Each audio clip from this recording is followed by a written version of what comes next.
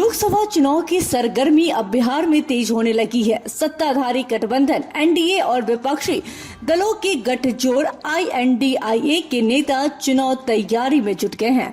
बिहार में जेडीयू और आरजेडी ने अलग अलग बैठकें शुरू कर दी है। कांग्रेस और वाम दल भी तैयारी में जुट गए हैं। वामपंथी दलों में बिहार में सर्वाधिक मजबूत CPI MLA ने तो कांग्रेस की तरह ही सीटों की दावेदारी भी पेश कर दी है। उसने कांग्रेस के बराबर सीटें मांगकर मुश्किल बढ़ा दी है। बिहार एनडीए में सीटों के बंटवारे को लेकर खींचतान का अधिक खतरा नहीं है। बीजेपी के पास सीट बंटवारे के 2 फॉर्मूले पहले से ही मौजूद है। बीजेपी की पहली कोशिश है कि साल 2014 के लोकसभा चुनाव की तरह सीटों का बंटवारा हो। तब बीजेपी के साथ जेडीयू नहीं था। बीजेपी ने 30 सीटों पर अपनी उम्मीदवार उतारे और 22 पर जीत दर्ज की थी। इस बार भी नीतीश कुमार ने बीजेपी का साथ छोड़ दिया है। इसलिए 2014 की तरह बीजेपी अपने लिए 30 सीटें रखना चाहती है। बीजेपी सीट बंटवारा अपने सहयोगी दलों के साथ फाइनल कर चुकी है। एनडीए के घटक दलों में रामविलास पासवान की पार्टी एलजेपी के दोनों धड़ों को बीजेपी पिछली बार जितनी ही यानी 6 सीटें इस बार भी देगी। उपेंद्र कुशवाहा के आरएलजेडी को पूर्व की भांति 3 सीटें मिलेगी। जीतन राम मांझी की पार्टी हमको 1 सीट मिलने की संभावना है। वीआईपी के मुकेश सहनी पर भी बीजेपी की नजर है।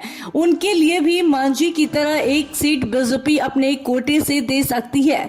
मुकेश सहनी को विधानसभा चुनाव में लोकसभा की भरपाई के वादों पर भाजपा मुकेश सहनी को मनाने की कोशिश करेगी। बिहार में 2025 में विधानसभा चुनाव होना है। दूसरी तरफ विपक्षी एकता प्रयासों की कवायद के बीच खटपट की आहट सुनाई दे रही है। विपक्षी गठबंधन में बढ़ चढ़कर हिस्सा लेते रहे टीएमसी नेता और बंगाल की सीएम ममता बनर्जी के तेवर नर्म नहीं पड़ रहे। आम आदमी पार्टी ने इसी साल होने जा रहे छत्तीसगढ़, राजस्थान और मध्य प्रदेश जैसे 5 राज्यों की विधानसभा चुनाव में अपने उम्मीदवारों की सूची भी जारी करनी शुरू कर दी है। आम आदमी पार्टी के साथ गठबंधन को लेकर दिल्ली और पंजाब में कांग्रेस की प्रदेश इकाइयां भी सहमत नहीं है। बिहार में भी सभी सीटों का बंटवारा आसान नहीं। वाम दल और कांग्रेस की तरफ से 13 सीटों की मांग की जा रही है। जेडीयू अपनी सिटिंग सीट छोड़ने को तैयार नहीं है और आरजेडी भी जेडीयू से कम सीटों पर तैयार नहीं है। बीजेपी को उम्मीद है कि अगर ऐसा हुआ तो नीतीश कुमार फिर साथ आ सकते हैं, तब उन्हें भी सीट देनी पड़ेगी। यही वजह है कि नीतीश के कोटे की सीटें बीजेपी बचाकर रखना चाहती है। अगर सीट बंटवारे के सवाल पर विपक्षी गठबंधन बिखरता है और नीतीश कुमार के साथ आने की संभावना बनती है तो 30 सीटों में ही बीजेपी नीतीश कुमार को भी एडजस्ट कर लेगी।